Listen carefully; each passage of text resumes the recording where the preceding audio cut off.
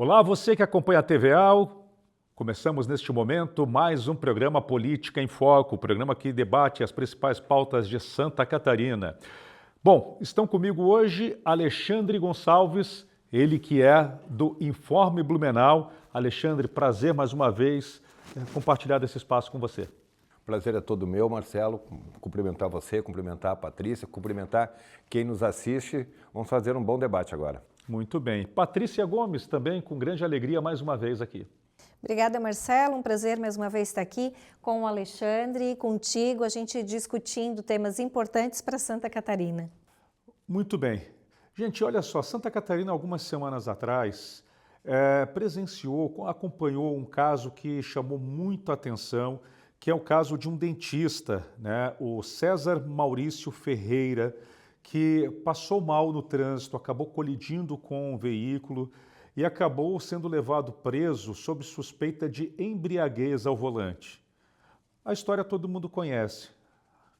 Passou a noite dentro da cadeia, amanheceu e descobriram que ele havia morrido durante a madrugada.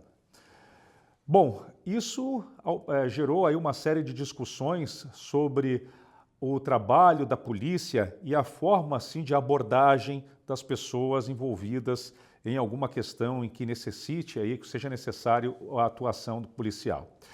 E por causa disso, esse assunto foi parar na Assembleia Legislativa. E a Comissão de Constituição e Justiça do Parlamento deu um parecer favorável ao projeto de lei que estabelece novas diretrizes para a atuação de policiais em casos em que indivíduos apresentem sinais de emergência clínica durante a abordagem. A proposta cria o Protocolo Estadual de Identificação de Emergência Clínica a ser seguido pelas forças de segurança.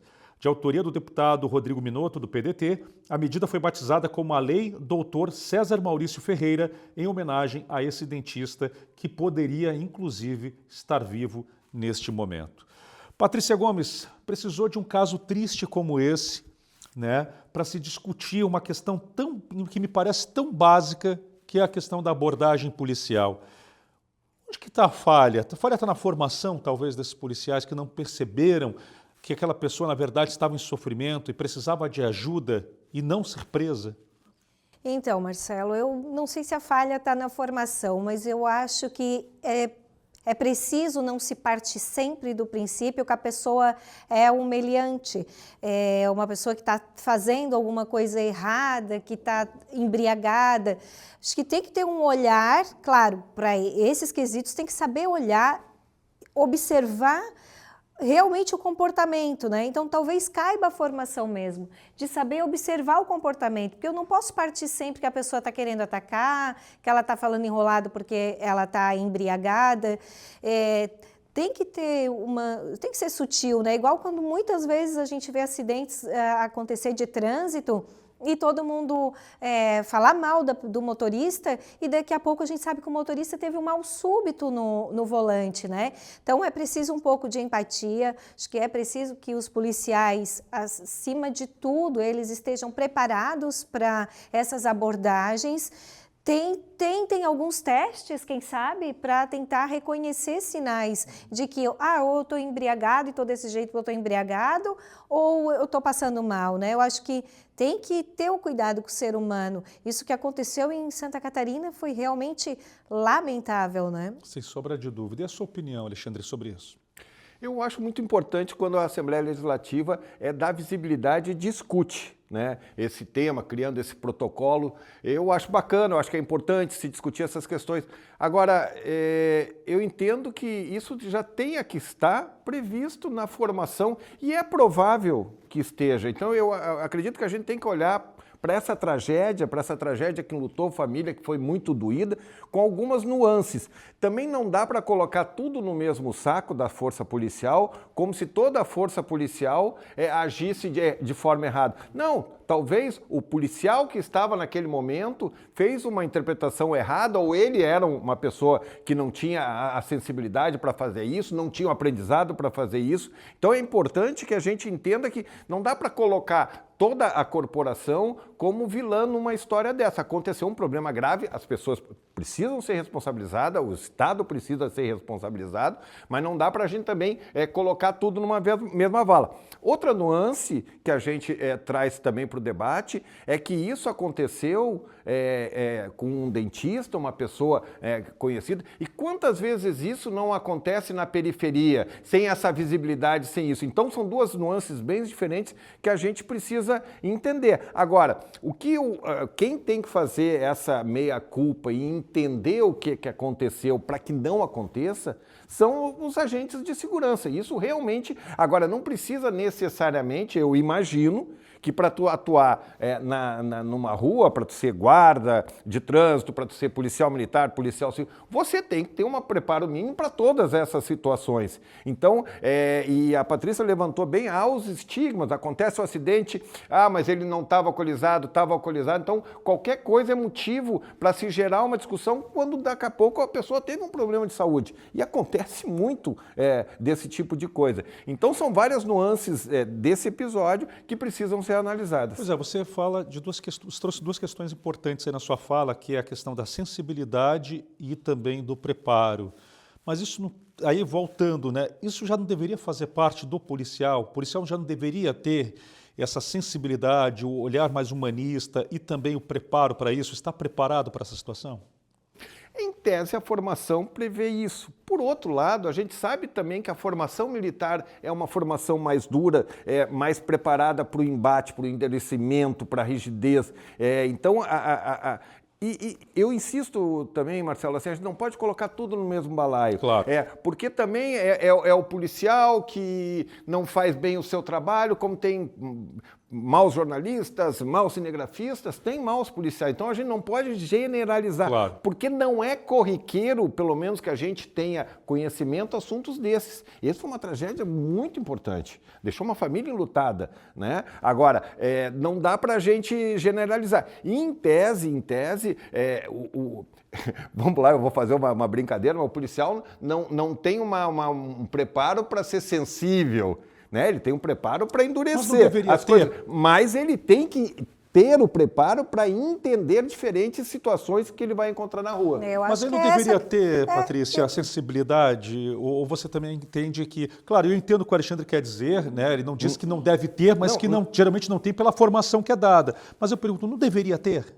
Eu acho que o dia a dia do policial acaba endurecendo o próprio profissional, né? Mas acho super importante que tenha dentro da corporação, de repente eles tenham capacitações com médicos, né? Com equipes assim de profissionais que possa explicar melhor, para que eles entendam numa abordagem, né? O que realmente pode ser um problema de saúde. Às vezes um acidente aconteceu, não porque a pessoa está embriagada, né? Mas porque passou mal. Que sinais que essa pessoa pode dar, além, né, do estar transgredindo uma lei? Acho que em tudo, e também na abordagem policial, tem que ter empatia, né, com as pessoas. Sempre. Não tem que partir sempre do pressuposto que aquela pessoa está culpada, está agindo errado, está agindo fora da lei. Né? Então, também na abordagem policial, embora sejam transgressores, na maioria das vezes, né, a gente sabe que eles fazem um trabalho importante e acho que tem muito mais elogios às nossas equipes de segurança pública, né, do que o contrário. E quantas vezes eles devem ter agido corretamente e isso não veio ao público? Quantas, às vezes, mortes eles evitaram, né? Claro. Mas esse caso, enfim, chamou a atenção aí que há uma falha. E daí, na falha, surge a proposta da lei, surge a sugestão, vamos capacitar melhor o profissional. Mas acho que a sensibilidade ela deve estar sempre, né? E talvez fosse uma boa iniciativa também do parlamento, então o deputado Minotto já fez esse pedido, mas também de chamar então os responsáveis pela segurança para entender, para dar visibilidade como é que se trabalham essas questões. Né? Você fala o processo de formação? Né, para tentar chamar para a Assembleia, para fazer uma explicação, ou numa comissão, ou sei lá, no plenário, para tentar entender como é que vocês trabalham essa questão da sensibilização, das questões de um problema médico, para que se dê visibilidade e até para eventualmente, se dizer assim, bom, vocês não estão fazendo nada, então temos que fazer. Então talvez fosse uma boa iniciativa também no parlamento convocar, porque realmente o que aconteceu? Se perde uma vida por um erro de interpretação de agentes de segurança, é muito grave isso. Claro, sem sombra de dúvida, né? O pior disso tudo é a perda da vida, né? Porque aí não se recupera. Daqui a pouco se fala, e não demonizando a polícia, pelo contrário, que eu acho que até no Brasil se demoniza demais a polícia, e a polícia faz um trabalho muito importante dentro das condições muito precárias, muitas vezes, que os policiais têm aí a seu dispor para trabalhar. Às vezes até em condições muito desiguais com bandidos que estão muito bem armados. Agora, é claro que é um assunto que é lamentável justamente por isso, né? Porque teve que ter a morte para poder se gerar esse debate e, peraí, está faltando alguma coisa aqui para a gente atender melhor a população, né? Isso que é triste. Mas, enfim, e aí, só seguindo aqui com a questão do projeto, o texto prevê, inclusive, também que os agentes de segurança passem a considerar, durante a abordagem, sinais clínicos que podem indicar emergência médica, como desorientação, fala desconexa, enfim. E também que se chame o SAMU também, né, para que possa fazer uma avaliação in loco ali. Se aquela pessoa tem que primeiro, independente da situação que for, ir para um atendimento médico e depois aí para os procedimentos legais também, né, Patrícia? Eu acho que é importante e isso me admira até que não seja feito, né? Me admira que não seja feito, porque a gente mesmo, que não temos treinamento nenhum, que somos leigos, a gente sempre vai pedir ajuda médica, né? Para uma pessoa que aparentemente a gente não sabe o que ela tem, né? Se está em surto, se está entrando num coma alcoólico, se está tendo um AVC, né? Ainda a gente não é médico para fazer esse tipo de relação. Nesse caso específico, né, ele não só pela equipe que o abordou, mas ele chegou aí para uma delegacia, ninguém percebeu, né? Ninguém olhou para a pessoa com mais atenção, né? Então, acho que houve uma falha no processo todo, né? E a falha foi na estigmatização da pessoa. Por que isso? Passou pelo agente que fez a abordagem, pelos agentes que levaram e por uma delegacia. Então, várias pessoas, mas ele já chegou nesses processos, ó, o cara tá bêbado, o cara cometeu um negócio. Pô, o cara estava passando mal, né? Então, já veio com uma estigmatização. Então, é um problema maior, é um problema até de caráter, de conscientização, que aí, depois que foi a primeira, vira uma bola de neve e não para mais. Sem sombra de dúvida. Gente, e ali também, o que é interessante nesse projeto, né, do deputado Rodrigo Minotto, um dos objetivos centrais da proposta é preservar a vida, como nós estamos falando, a integridade física das pessoas envolvidas, criando essas ferramentas aí, fortalecendo a articulação entre os setores e também gerando, né, uma discussão também sobre integração entre segurança e saúde, que é o que nós estávamos falando aqui, né? A constitucionalidade da proposta foi confirmada, o relator do projeto na Comissão de Constituição e Justiça é o deputado Napoleão Bernardes, do PSD, que destacou que a proposta está em conformidade e não deve ter dificuldade alguma de aprovação no parlamento, nem deveria ter, né? Por quê? E aí se fala dos pontos que reforçam o projeto, prevenção de tragédias como essa, capacitação policial, valorização da vida, acima de tudo, que deve ter, né? E integração de serviços. Vamos torcer que a Assembleia passe logo esse projeto para que certamente vai encaminhar e vai ser uma marca, mas ela precisa ser incorporada pelas forças de segurança. Não pode ser só uma lei sem aplicação efetiva. Exato. Vai precisar que as forças façam adesão a isso também com o trabalho na preparação, não só dos novos, mas dos atuais também, né, Patrícia? Com certeza. Como o colega falou, o que eles fazem efetivamente hoje? Vamos saber exatamente o que se faz na corporação, né, para que eles consigam ter uma interpretação mais adequada. Para entender se foi um fato isolado ou se é um fato corriqueiro. Exato. A gente sabe de muitas coisas, mas dessa magnitude, dessa repercussão, fazia muito tempo que não acontecia. Mas eu insisto que tem outras abordagens em periferias que não ganham, né, visibilidade, que a gente nem sabe por que é. É verdade. Bom, gente, mudando de assunto agora, o uso da cannabis medicinal tem sido cada vez mais debatido no Brasil e em Santa Catarina o assunto ganhou força com a realização de uma audiência pública promovida pela Comissão de Saúde da Assembleia Legislativa. Bom, o encontro reuniu autoridades, parlamentares, profissionais da saúde, pesquisadores, associações e usuários para avaliar a aplicação da lei estadual que garante o fornecimento gratuito de medicamentos à base da cannabis. Apesar da legislação catarinense ser considerada uma das mais avançadas do país, ainda há entraves que dificultam o acesso dos pacientes ao tratamento. Entre os pontos levantados estão a necessidade de capacitação profissional, a segurança jurídica para pesquisas, o financiamento das políticas públicas e a possibilidade de produção em território catarinense. Conforme encaminhamento, a Assembleia deve instituir um grupo de trabalho para acompanhar o tema e propor soluções aos desafios apresentados.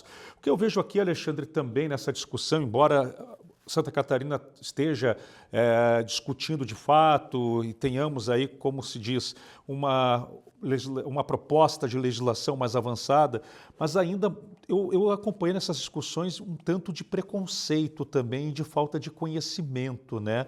Ainda tem muito disso que atrapalha essa discussão, né? É porque a questão, as pessoas confundem as coisas, né? Então tem uma lei muito avançada, mas que ela ainda está longe da prática, deixando muito claro que a lei é recente e esse debate é muito recente. E é um debate que vem revestido realmente de preconceito, que não deveria ser, porque hoje já está provado cientificamente os benefícios que o óleo traz para várias doenças, fibromialgia, depressão, ansiedade, tem várias coisas que conseguem funcionar bem. Agora, primeiro, para mim está meio claro que o governo do estado ainda não comprou essa lei. Ele não disse que vão fazer. E aí é outra lógica, porque eu até vejo na legislação fala que precisa de técnico. Não, a legislação precisa do médico para receitar. E os médicos da rede pública receitam? Não, porque tu tem que ser um médico especialista, um médico prescritor. Tem cada vez mais na iniciativa privada, muitos médicos fazendo isso e muitos laboratórios de forma legalizada fazendo isso. Agora, se não tem médico na rede pública que prescreve isso, que defende isso, então várias situações são importantes de analisar. Então, e há um desconhecimento na população.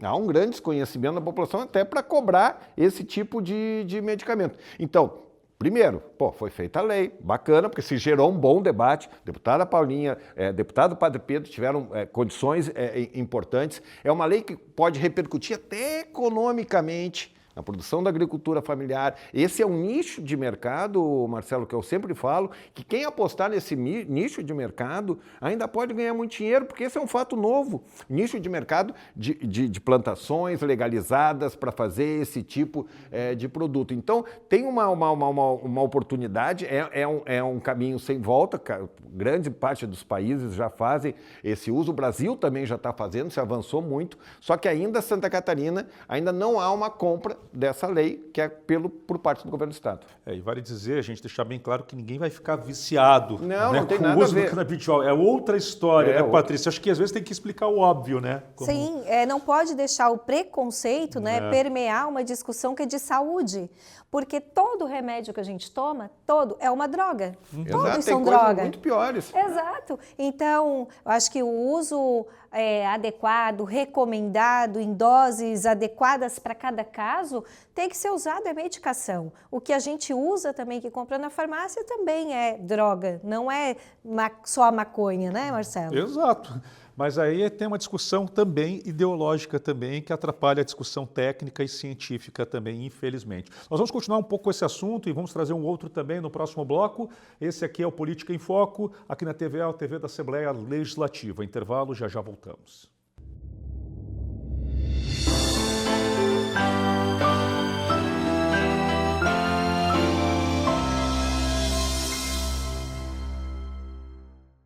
Estamos de volta com Política em Foco. trazendo para vocês os principais debates do Parlamento catarinense. Comigo hoje, Alexandre Gonçalves, do Informe Blumenau, e também Patrícia Gomes.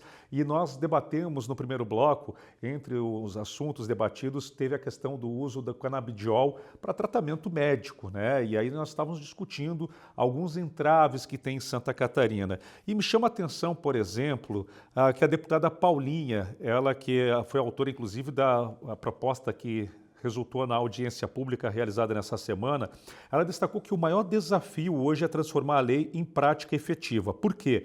Embora o Estado já tenha regulamentado a norma por meio de decreto, muitos pacientes ainda encontram dificuldade para obter o medicamento.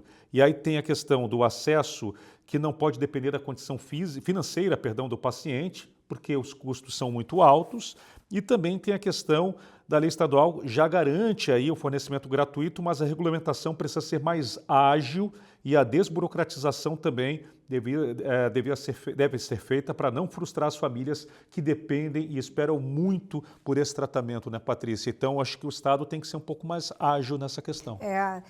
Acredito que a Assembleia Legislativa está levantando esse tema, chamando a audiência pública justamente porque a lei não está sendo aplicada como os deputados que tanto defenderam o uso do canabidiol, né, na Assembleia Legislativa esperavam que fosse, né? E então não parece que a lei está andando.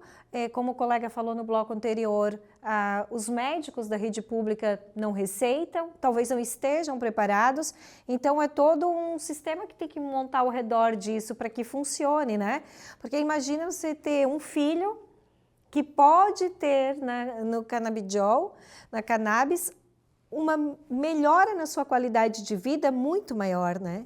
Então, claro que a gente quer dar esse tratamento para o filho, e como a gente comentou anteriormente, porque é droga, porque é maconha, né? É rodeado de preconceito, mas todo medicamento que a gente consome, que compra na farmácia, tudo é droga. Então, acho que tem que tirar o preconceito de fora e usar aquilo que a ciência está provando que funciona, que dá certo. E aqui em Santa Catarina, a gente é tão destaque em tantas coisas na área da saúde, tem uma saúde boa, qualificada, melhor para a população, então por que não investirmos, né, no canabidiol se ele é comprovado que dá certo? E aí tem uma questão que parece que é realmente para travar o processo, né? O deputado Padre Pedro Baltzeira, do PT, ele criticou o decreto estadual. Por quê? Porque ele alega que isso restringiu o acesso ao canabidiol ao exigir a avaliação de uma equipe médica ou técnica antes da liberação do medicamento. Ou seja, não basta a prescrição médica, né? É como se não valesse. O médico que prescreveu, que estudou, que se formou e tudo mais, não vale a prescrição. Eu não tem que entendi passar por uma parte. equipe técnica, exato. Essa parte eu não entendi, não faz sentido. E deixando claro, onde é que o cidadão vai buscar isso? Na rede pública municipal. Então, os municípios têm que estarem convencidos disso. Então, será que eu pego o Blumenau, será que os ambulatórios, postos de saúde, as pessoas discutem esse tema? Não discutem. Né? E é muito difícil tu encontrar médico para prescrever. Eu, que já andei bastante, até tu falou de criança, então, eu já procurei esse remédio em algumas situações dos meus filhos, com psiquiatras, com médicos. Os médicos disseram assim, eu não faço.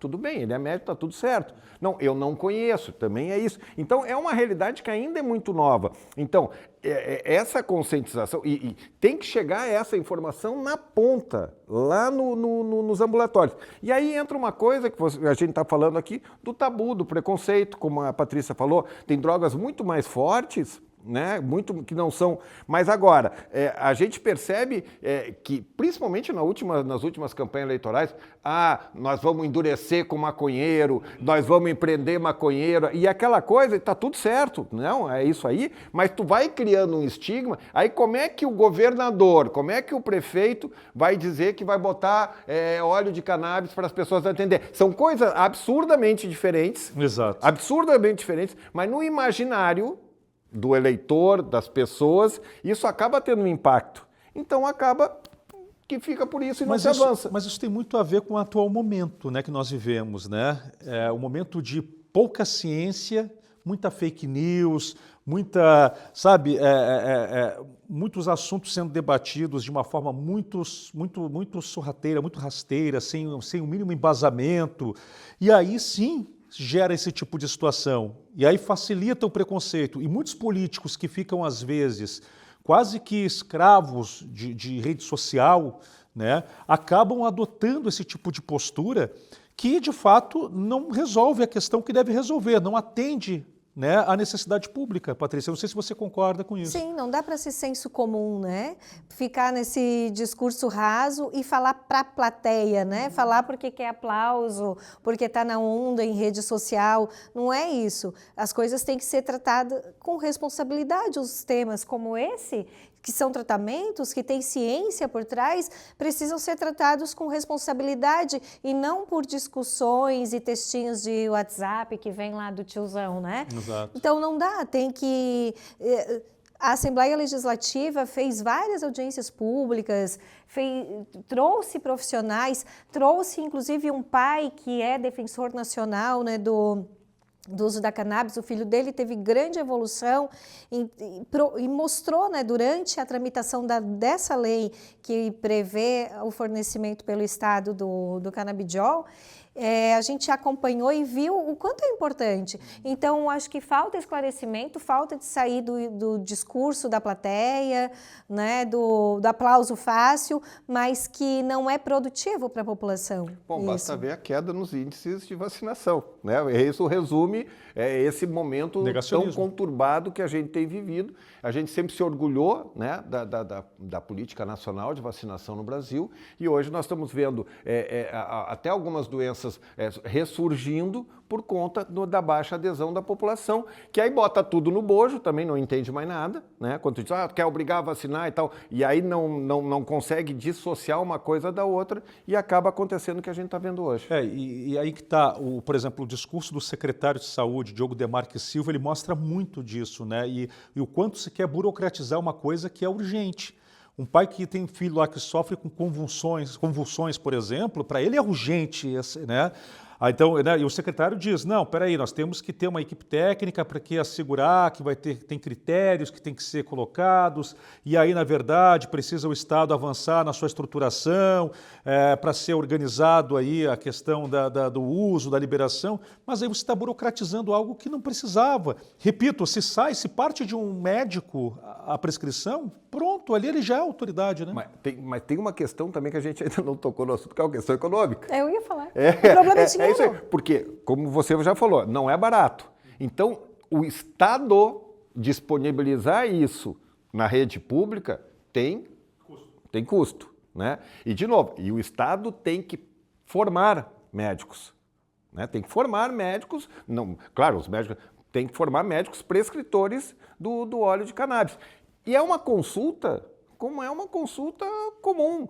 A pessoa vai tentar entender qual é a tua dificuldade, vai mensurar qual é o tipo de concentração, porque tem várias ramificações, CBD com THC, só CBD, só THC e a proporção, e vai te dizer qual é o número de gotas e quanto tempo tu vai fazendo. Perfeito. Então, isso exige do Estado um investimento financeiro para colocar isso. E não está na prioridade do governo isso, por conta do governo do Estado. Não está na lista do SUS. Exato. O Estado tem que arcar completamente. Exato. Isso aí. Obrigado. Agora tem uma questão também que chama a atenção, que é a produção, né? Há uma discussão, por exemplo, de libera a agricultura familiar também para poder plantar, para poder cultivar, para poder daqui a pouco ter a possibilidade de fazer, né, uma produção aqui em Santa Catarina, por exemplo, mas eu acho que esbarra um pouquinho na questão da legislação federal também, né, Patrícia? Eu não sei como é que seria essa questão da produção. Mas já tem autorizações, tem mecanismos de autorização federal para você plantar. De novo, não é aquelas pessoas... Tem que desmistificar essa coisa. Vai plantar uma determinada quantidade, tem comprovante. Para quem usa esse remédio, até para vocês terem uma ideia, tu precisa ter a nota fiscal, tem que estar escrito ali, tem que ter uma série de exigências. Então, para plantar é a mesma coisa. Claro que tem que ter controle, né? Senão vira festa, né? Então, mas...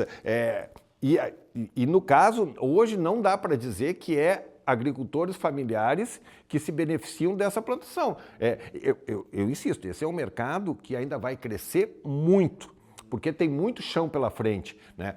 E eu também tenho dúvida se ainda há uma conscientização dos próprios agricultores familiares sobre que isso possa ser, e aí entra também o tabu deles mesmos, né? Então, há muito chão para percorrer. Sem sombra de dúvida. Gente, ainda dá tempo, vamos mudar de assunto. O debate sobre a unificação das eleições no Brasil voltou à pauta também na Assembleia Legislativa de Santa Catarina. O projeto de resolução de autoria do deputado Márcio Machado já recebeu o aval da Comissão de Constituição e Justiça e agora está pronto para ser votado em plenário.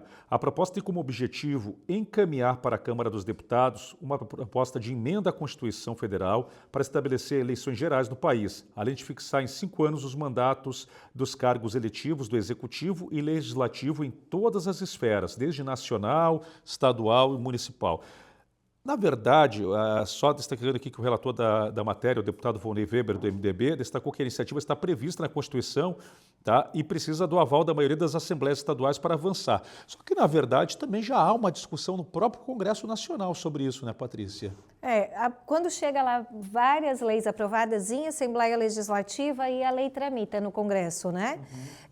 Claro que o Estado, né, a nossa Assembleia Legislativa, ela não teria o poder por ela si, né, não teria legitimidade, legalidade suficiente para mudar as eleições para 5 anos nem aqui no Estado, né? Se fosse só aqui, não conseguiria fazer isso. Pessoalmente, acho que tem benefícios e que tem malefícios, né? Acho que o malefício grande era a gente, que governo ruim, vai ficar aqui 5 anos, né? A gente tem que aguentar. Então, às vezes, isso perpetua uma forma de governo ruim, mas traz mais estabilidade política, né? Planejamento mais a longo prazo, né, das ações políticas, e menos influência também em processo eleitoral. Eu acho que quando se unificar, né, trazer também a eleição de prefeito e vereador para as eleições gerais, evita, por exemplo, a cada 2 anos a Assembleia Legislativa tem que fazer calendário especial, porque os deputados têm que ir para a base. E, claro, é uma obrigatoriedade, eles têm que ir lá dar apoio para a base deles, né? Eu acho que desgasta, sabe? Eu acho que até os políticos estão desgastados de ter que, de 2 em 2 anos, fazer campanha. É que o país para também, né? Isso. A cada 2 anos. É um atraso. Agora, uma vez eu já perguntei no Tribunal Eleitoral como seria isso, né? E eles falam que é muito difícil, porque seria uma eleição muito gigante. Imagina 8 votos no ano que vem. Não só a questão do voto. Mas isso acontece em outros países, né? Vale mas não só isso. Funciona. Eles terem que aprovar 35 mil candidaturas. Então, eles já aprovam muita candidatura de vereador, né? Numa eleição que fica muito grande. Então, para eles controlarem isso, né, ficaria uma eleição, e aí ver todos os candidatos, se vão ser realmente aprovados ou não os candidatos, ficaria para a justiça eleitoral meio que muito difícil de controlar. É quase que uma escolha de Sofia, né? Você tem que discutir, olha, ou o Brasil, vamos fazer o Brasil deixar de parar a cada 2 anos para disputar de eleição. E isso é prejudicial, isso já está claramente prejudicial, isso aí já mostra o quanto é ruim para o país ter eleição a cada 2 anos. Mal termina uma eleição, já começa o preparativo para uma outra eleição, ou seja, estamos constantemente em processos eleitorais, né, em articulações e tudo mais. Por outro lado, tem essa questão também da justiça eleitoral, que precisaria ter mais gente, mais equipada, para poder dar conta da demanda, né, Alexandre? Eu entendo que na própria Assembleia Legislativa não há consenso sobre isso. Mereceria muito debate. De novo, esse debate não está posto hoje na Câmara dos Deputados. A Câmara dos Deputados está discutindo um novo Código Eleitoral, como faz a cada véspera de eleição, mas esse debate não está posto hoje. E eu digo que não é consenso porque eu, pessoalmente, já defendi a eleição unificada ou já não defendo mais. Porque imagina a verticalização, o debate nacional pode predominar, deixar o debate municipal em segundo plano. E aí você eleger Arrastar todo de mundo. cabo a rabo, e a gente está percebendo muito isso, mesmo com as eleições. A gente percebeu como é que foi a última eleição municipal, onde, né, por exemplo, muita gente que não estava preparada se elegeu por conta do número, por conta de uma coisa, e a gente está vendo a repercussão agora. Então, eu, por exemplo, já fui defensor e já penso diferente, porque eu entendo que prejudica, e a gente tem que entender que a eleição nacional é um cenário e a eleição municipal é outra. Quando a gente pensa ideologicamente na eleição municipal, nós estamos jogando o nosso voto fora. Porque ali tu precisa de um gerente, o cara que vai resolver teus problemas. Já na questão nacional, eu acho que a questão ideológica, não ideológica, esse sectarismo que tem aí, mas a questão de como é que tu vais governar... Tem mais sentido. Faz sentido. Então, quando tu unifica essas duas, vai estourar. Então, eu acredito que prejudica o debate, nós vamos misturar alhos com bugalhos e atrapalhar muito. E mesmo a questão, tá ali os 5 anos de mandato, é com reeleição ou sem reeleição? Porque se tiver reeleição, não, né? 10 anos. Mas a ideia justamente, é por isso que eu digo que essa discussão é federal também, porque se fala do fim da reeleição com o mandato de 5 anos. E eu até concordo também com esse tipo de coisa. Então, eu acredito que ele levantou o debate, mas esse debate vai morrer na casca. Por quê? A Assembleia Legislativa muda ano que vem, Congresso Nacional muda ano que vem, então nós vamos recomeçar essa discussão para o próximo legislatura. É verdade. E é uma discussão constante, mas que tem que ser feita com bastante seriedade, inclusive do modelo também presidencialista, ou qual modelo se adequa mais à nossa realidade também, né? Eu acho que isso é muito importante, porque não pode o nosso país ficar ter passado por alguns processos de impeachment, instabilidade. Eu acho que nós temos aí que torcer tem que pensar num modelo que pacifique o país de fato, né, para que a gente possa assim ter uma tranquilidade e um país em que nós temos uma democracia forte, graças a Deus, instituições funcionando, imprensa livre, mas nós precisamos reforçar isso cada vez mais, gerando mecanismos para que isso seja garantido de fato. Quero agradecer, uma alegria enorme, vocês são ótimos, né? Patrícia Gomes, obrigado mais uma vez. Obrigada, Marcelo, um prazer estar aqui discutindo com vocês assuntos tão diversos, né, nesse programa e tão interessantes. Alexandre Gonçalves, também do Informe Blumenau, também muito obrigado. Eu que agradeço, Marcelo, né? Que bom estar aqui com vocês dois, né? E é bom que a Assembleia Legislativa abra esse espaço através da TVA para a gente discutir temas tão importantes. Isso é a importância do parlamento e desse canhão que o parlamento tem, que é a TVA. É o espaço democrático realmente, a Assembleia Legislativa que tem realizado ações democráticas, né? Está aí o Alesc Itinerante, aqui os nossos programas também que vão que trazem para as pessoas esses debates. Eu acho que esse é um verdadeiro papel do parlamento catarinense ou de qualquer parlamento também, né? Interagir com a população, que é o verdadeiro sentido aí da existência do parlamento. Muito obrigado a vocês mais uma vez, obrigado a todos que nos acompanham e até o nosso próximo encontro.